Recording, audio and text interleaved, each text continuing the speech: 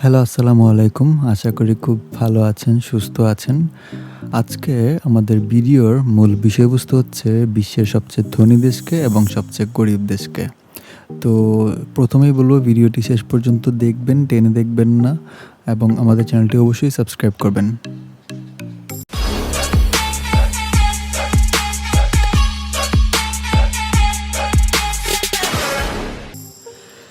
তো বিশ্বের সবচেয়ে ধনী দেশ বলতে আমরা কাদের বুঝি?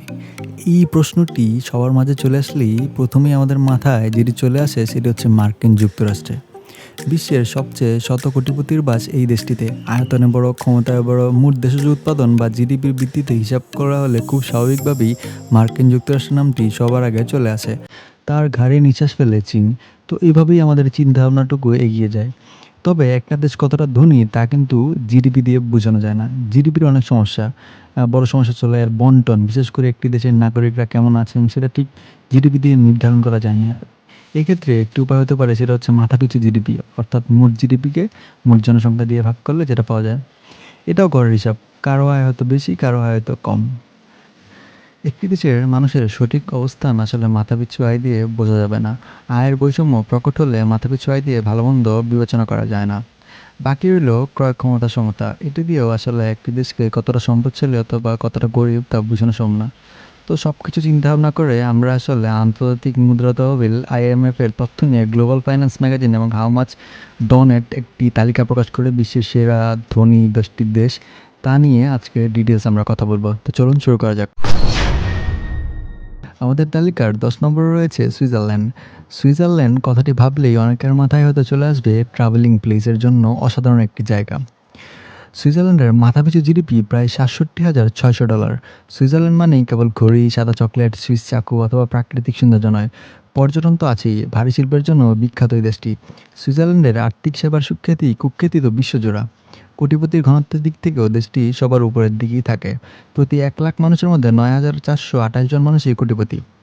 বিশ্বের শীর্ষ ধনী দেশ হয়েও কোভিড-১৯ প্রাদুর্ভাব থেকে রক্ষা পায়নি দেশটি। সুইজারল্যান্ডের মোট উৎপাদন ৭% কমেছে এই কোভিড আক্রমণের কারণে।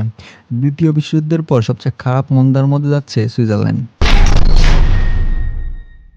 এবার যে দেশটিকে নিয়ে কথা বলব সেটি হচ্ছে আমাদের এশিয়ার দেশ কুয়েত। কুয়েতের মাথাপিছু জিডিপি $৬৭,৯০০। ১৯৩৪ সালে প্রথম মরুভূমির এই দেশে খনিজ তেল পাওয়া গিয়েছিল। সেই শুরু কুয়েতের উত্থান। বিশ্বের মোট তেলের ৬%ই কুয়েতের। কুয়েতের জিডিপির ৪০% আসে তেল রপ্তানি থেকে।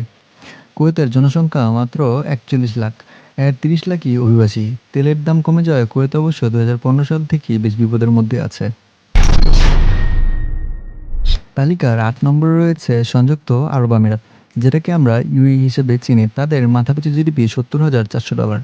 শুরুতে দেশটি নির্ভরশীল ছিল কৃষি, মাছ ধরা এবং মুক্তার উপর।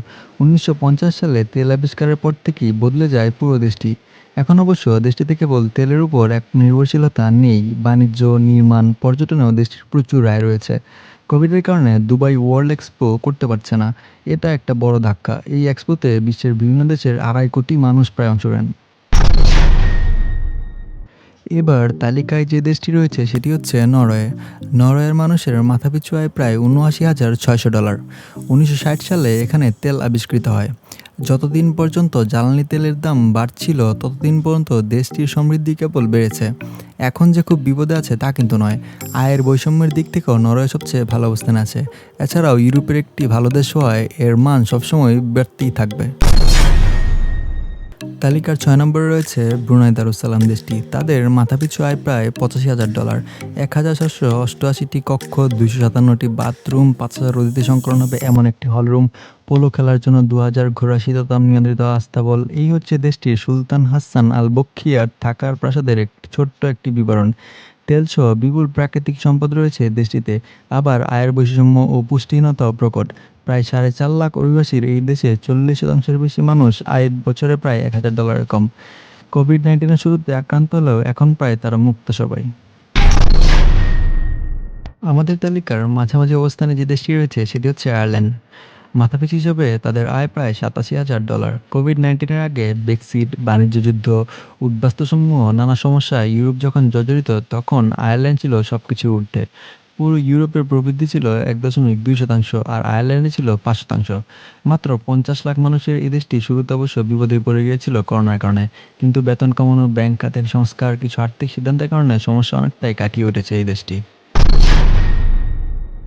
এবার যে দেশটিকে নিয়ে কথা বলবো সেটা হচ্ছে আমাদের এশিয়ার দেশ সিঙ্গাপুর।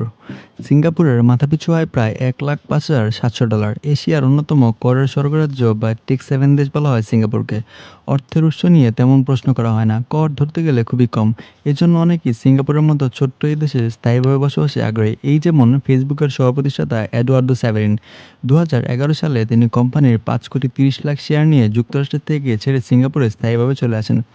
১৯৬৫ সালে স্বাধীনতা হওয়ার সময় পর্যন্ত দেশটি আসলে তেমন কিছু ছিল না, কিন্তু কঠোর পরিশ্রম, স্মার্ট নীতি, সঠিক নেতৃত্বের গুণে সিঙ্গাপুর আজ পৃথিবীর অন্যতম ধনী দেশে পরিণত হয়েছে। আমাদের তালিকার প্রথম দিকে যে দেশগুলো রয়েছে তাদের মধ্যে অন্যতম হচ্ছে লুক্সেমবার্গ। তাদের মাথাপিছু আয় প্রায় $১,১২,০০০। ইউরোপের আরেক টেক 7 বা কর স্বর্গ। এমন অনেকেই আছেন যারা এই দেশটিতে যান, একটা ব্যাংক হিসাব করলেন, তারপর আর যাওয়ার প্রয়োজনই হয় না। সর্বোচ্চ মানের জীবনযাপনের দেশ লুক্সেমবার্গ।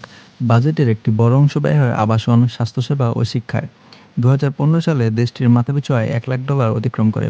এরপর আর তাদের পেছনে ফিরে তাকাতে হয়নি। এমনকি করোনা মহামারীতেও তাদের অর্থনীতি তেমন ক্ষতিগ্রস্ত হয়নি, আয় খুব একটা কমেওনি। তালিকার দ্বিতীয় স্থানে যে দেশটি রয়েছে সেটি হচ্ছে ম্যাকাও। অনেকেই হয়তো দেশটিকে চিনেনই না, কিন্তু তাদের মাথাপিছু আয় প্রায় $১,১৪,৩৬২। এশিয়ার জুয়ার রাজধানী হচ্ছে এই ম্যাকাও। সম্ভবত দেশটি খুব শিগগিরই বিশ্বের সবচেয়ে ধনী দেশ হয়ে যাবে। একসময় পর্তুগিজদের উপনিবেশ ছিল এই দেশটি। ম্যাকাও এখন চীনের একটি প্রশাসনিক অঞ্চল। মাত্র ৬ লাখ অভিবাসীর এই অঞ্চলে ৪০টিরও বেশি ক্যাসিনো রয়েছে। করোনার কারণে ক্যাসিনো বন্ধ ছিল, গত জুলাই থেকে আবার খুলে দেওয়া হয়েছে। এবার আমরা চলে এসেছি বিশ্বের সবচেয়ে ধনী দেশে। মাথাপিছু আয়ের হিসেবে কাতার বিশ্বের সবচেয়ে ধনী দেশ, কারণ তাদের মাথাপিছু আয় প্রায় $১,৩৮,৯০০ মতো। ২০ বছর ধরেই তারা শীর্ষ ধনী অবস্থান ধরে রেখেছে। এর অধিবাসী মাত্র ২৮ লাখ, আবার এর ১২% স্থানীয়। তবে তেলের দাম কমে যাওয়ায় তারা বেশ খানিকটা বিপদে আছে। ২০১৪ সালের পর থেকে কাতারের অধিবাসীর মাথাপিছু আয় প্রতি বছর কমছে $১৫,০০০।